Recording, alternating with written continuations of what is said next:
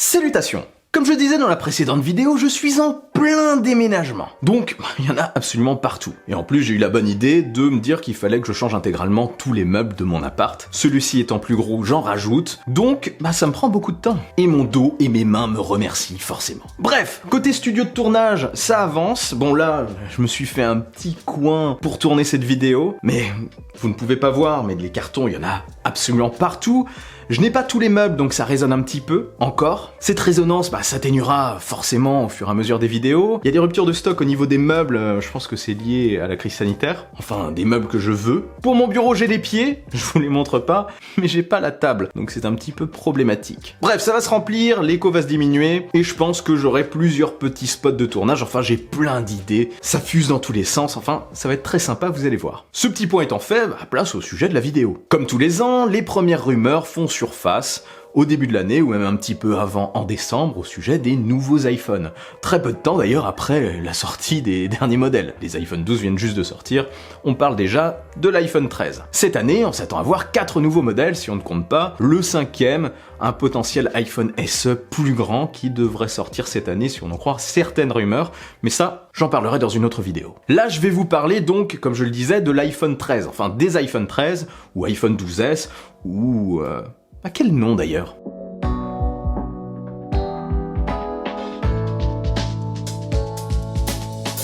Tous les ans, vous le savez, je vous partage mes théories au sujet du nom des iPhones. J'aime bien faire ça, je me base sur la théorie du cycle des 3 ans.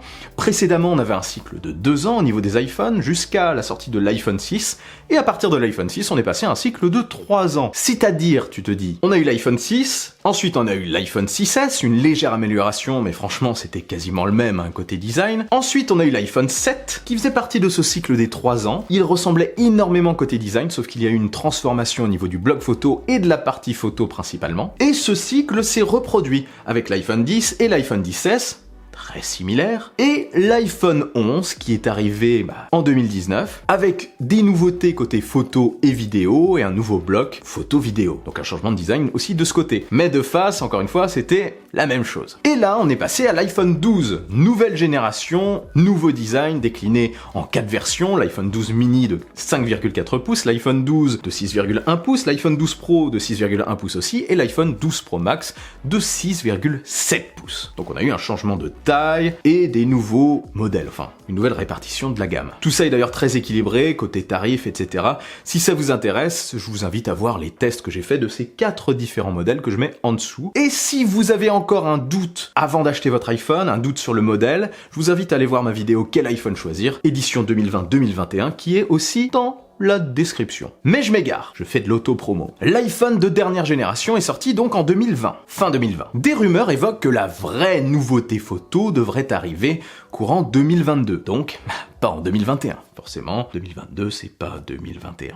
Ce qui me rappelle fortement quoi, peut-être vous aussi, ce fameux cycle des 3 ans, avec, sur le 3e modèle, sur la 3e année, un changement côté photo et vidéo. Donc, l'iPhone que tout le monde appelle iPhone 13 aujourd'hui pourrait très bien, enfin de fortes probabilités, de s'appeler iPhone 12S. Donc on aurait iPhone 12S mini, même taille 5,4 pouces, iPhone 12S 6,1 pouces, iPhone 12S Pro 6,1 pouces aussi, et iPhone 12S Pro Max, ce qui est relativement long, 6,7 pouces. Oui, ça fait long pour ce dernier, mais c'est fortement probable. Donc même taille pour tous. Pour appuyer le fait que ce soit plus une gamme S, si on en croit les récentes rumeurs, les nouveautés en plus de cette nouvelle version 2021 seraient assez réduites et pas drastiquement révolutionnaires. Déjà, côté photo et vidéo, les blocs photos seraient relativement similaires, mais un peu plus grands, sur certains modèles en tout cas, et chaque modèle aurait cette fois-ci le droit à un capteur LiDAR, qui est jusqu'à présent réservé au modèle Pro. Apple compte vraiment déployer progressivement cette technologie, le LiDAR, dans le but d'imposer doucement la réalité augmentée au grand public. Cette technologie d'avenir, technologie à laquelle je crois beaucoup. Au passage, je pense que ça ne devrait pas tarder à arriver sur les iPad Air. Quand il y aura un renouvellement de l'iPad Air, il aura probablement un capteur LiDAR aussi. Mais là n'est pas le sujet, ça aussi j'en parlerai plus tard. Sinon au dos, à part ce petit changement au niveau du bloc photo, rien ne bougerait vraiment, on aurait vraiment la même chose, et ce quel que soit le modèle d'iPhone 12S. Il y aura peut-être par contre une nouvelle finition, ça serait pas du tout étonnant. J'ai vu passer par-ci par-là sur Twitter des concepts d'un modèle cuivre, un modèle cuivré qui pourrait être vraiment très stylé. Enfin, Pour ça, on verra. L'autre changement très marquant se situerait au niveau du tour de l'appareil. Mais en dessous. Tu vois de quoi je vais parler. Ça fait depuis la création de la chaîne que je vous en parle. Pour moi, il n'y aura jamais de port USB-C sur les iPhones et le port Lightning sera le dernier port de l'iPhone avant la suppression totale des ports. Oui, remplacé par rien. Et si on en croit les récentes rumeurs, ça serait pour cet iPhone 12S. Vous pensez réellement qu'Apple a introduit le chargeur MagSafe, ce chargeur qui s'aimante au dos de l'iPhone, ce chargeur magnétique, pour que ce soit un simple gadget? Vous pensez vraiment qu'Apple peut multiplier comme ça les modes de charge? Un chargeur filaire qui se branche et un chargeur magnétique avec le fil qui pend pour faire la même chose au final? On parle bien de l'entreprise qui a supprimé le lecteur CD au moment où c'était une aberration et qui a supprimé la prise jack au moment où c'était une aberration. Ils veulent tout simplement se débarrasser de tous les ports. Tous. Donc l'iPhone 12S devrait se recharger comme une Apple Watch avec un chargeur magnétique au dos. Et si ce n'est pas pour ce modèle, vous pouvez être certain que ça sera pour le suivant ou celui d'après.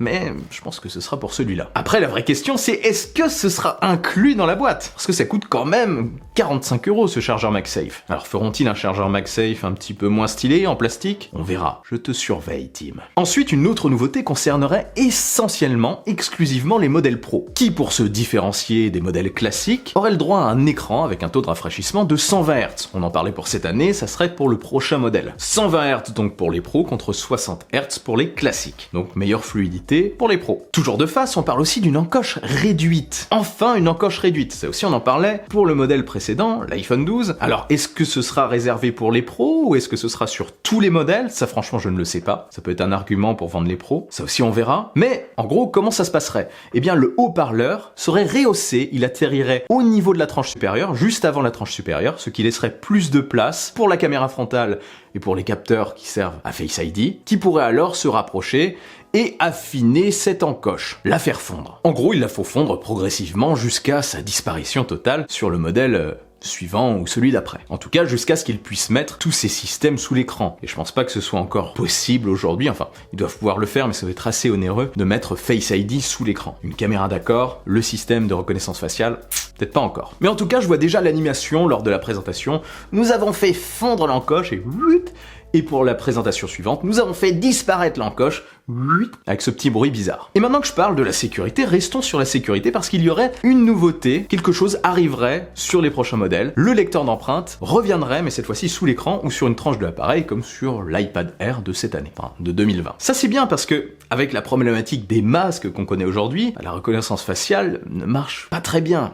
Ne marche pas du tout. Donc ça pourrait permettre quand même de déverrouiller notre smartphone avec un masque. Même si j'espère que d'ici la sortie de l'iPhone 12S, on n'aura pas besoin de porter un masque, je croise fortement les doigts pour ça. Mais ça pourrait être bien, ne serait-ce que pour sécuriser un petit peu plus des comptes ou des transactions en utilisant les deux systèmes de sécurité. Le Face ID plus le capteur d'empreinte. Là ça serait ultra sécurisé. Et sinon les autres indépendamment comme on le souhaite. Les deux en même temps quoi.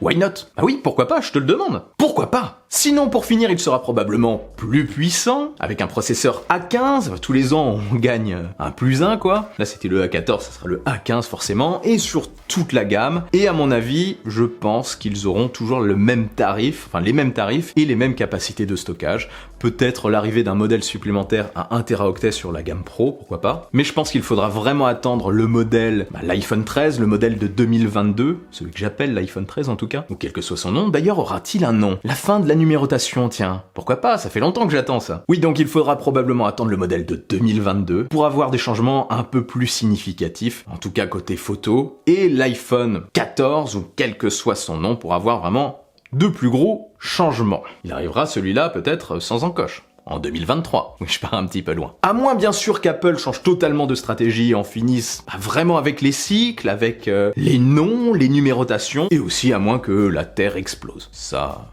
c'est peut-être moins probable. Mais d'un côté, ça pourrait se tenir, la disparition des numéros, une fois que l'iPhone sera totalement uniformisé, sans encoche, il sera classique. Est-ce que ça vaudra toujours le coup de le numéroter? Je vous le demande aussi.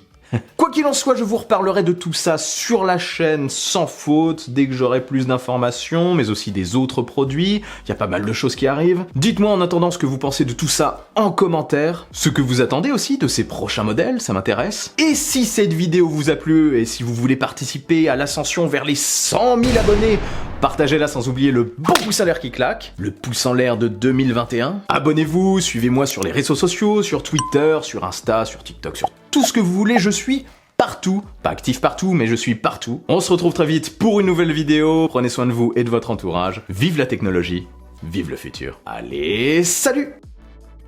Bon, maintenant il faut que j'aille finir de monter mes meubles. J'ai du pain sur la planche.